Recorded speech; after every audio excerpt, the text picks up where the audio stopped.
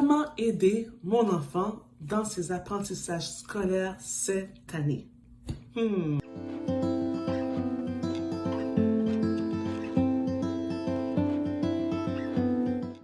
nom est Kim de Éducamour et ma mission est d'accompagner le parent pour développer le plein potentiel de son enfant.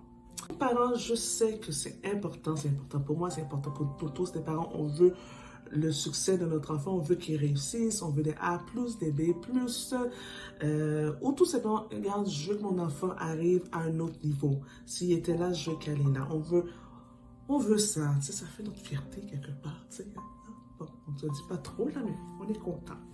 Alors, la première chose, c'est de prendre le temps de connecter avec votre enfant. On va déposer les devoirs et leçons, on ne va pas trop penser à ça.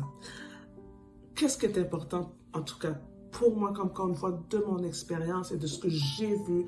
Première chose, c'est de prendre le temps d'avoir ce temps de connexion avec votre enfant, de parler avec votre enfant, de communiquer avec votre enfant, de s'intéresser à sa vie, de vous montrer intéressé à ce qui se passe autour de lui, à ce qui se passe à l'école, comment ça s'est passé l'école, la journée, qui sont ses amis, à quoi il a joué, les pour, les contre, ses peurs, ses inquiétudes, son stress. Prenez le temps de vraiment connaître votre enfant encore plus cette année. Yeah. Prenez le temps de le connaître encore plus. Allez plus en profondeur avec votre enfant. Donc ça, c'est ma première astuce. La deuxième, je le dis tout le temps dans tous mes coachings, c'est la lecture. Ah oui, non, moi je jure avec la lecture, je ne vais pas jurer, mais la lecture. Je crois vraiment les enfants qui lisent, qui prennent le temps de lire, c'est des enfants justement qui vont à un autre niveau ou qui réussissent vraiment à se développer. En tout cas, la lecture. Alors, prenez le temps de leur donner le temps de lire, d'avoir une petite bibliothèque à la maison, la lecture, d'aller à la bibliothèque, la lecture des petits livres, des gros livres, des moyens livres, des romans pour les plus grands, les plus petits, donc puis même les plus petits, 4, 5, 6 mois. Ça peut être seulement des images. Au préscolaire, 4 ans, 2 ans, ça peut être seulement des images. Et on parle. Donc, de prendre le temps de lire avec eux, de vous asseoir avec eux ou d'être pas trop loin aussi. Tout dépend de l'âge et puis l'âge puis le temps dans la journée aussi. Donc, la lecture, c'est primordial. C'est ça la deuxième, on parle avec eux.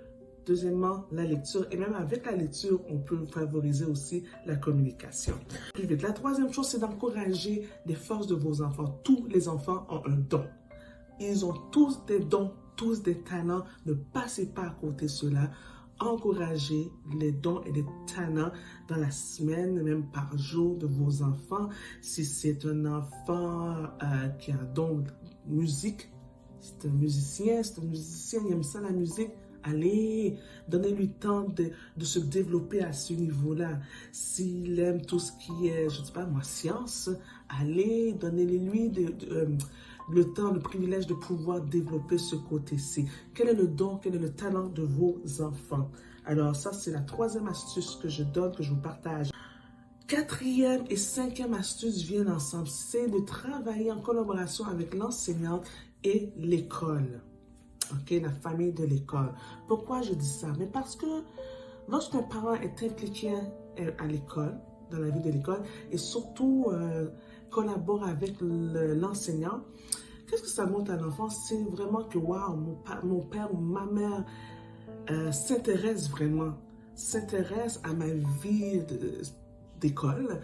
Et quand ils vous voient engagé, mais eux autres aussi s'engagent aussi à ce niveau-là. Et mon dernier astuce, 6, ça serait d'aménager un endroit propice aux devoirs et aux leçons à la maison. C'est vraiment ça. Donc, que ça soit un lieu où c'est pas trop bruyant, il n'y a pas trop de lumière. Aussi, je dis un endroit, mais aussi un temps, OK, dans la routine aussi pour cela. Donc, 6 astuces, je les répète un peu. Donc, parler, communiquer avec votre enfant. Deuxième, c'est favoriser la lecture. Troisièmement, connaître les dons et les talents de vos enfants. Quatrième, de collaborer avec l'enseignante. 5e, l'équipe école. 6e, d'aménager vraiment un endroit propice aux devoirs à la maison. L'année passée, comment c'était l'année passée, c'était pas évident. Quoi qu'il arrive cette année, quoi qu'il arrive en 2021, 2022, et peut-être vous m'écoutez 2023, quoi qu'il arrive, moi j'envoie des paroles de bénédiction. Je dis que vos enfants sont capables de réussir, vont réussir, et je suis là pour ça. Donc, voilà, je vous invite encore une fois à cliquer en dessous de la vidéo et on se voit pour une autre vidéo. Bye!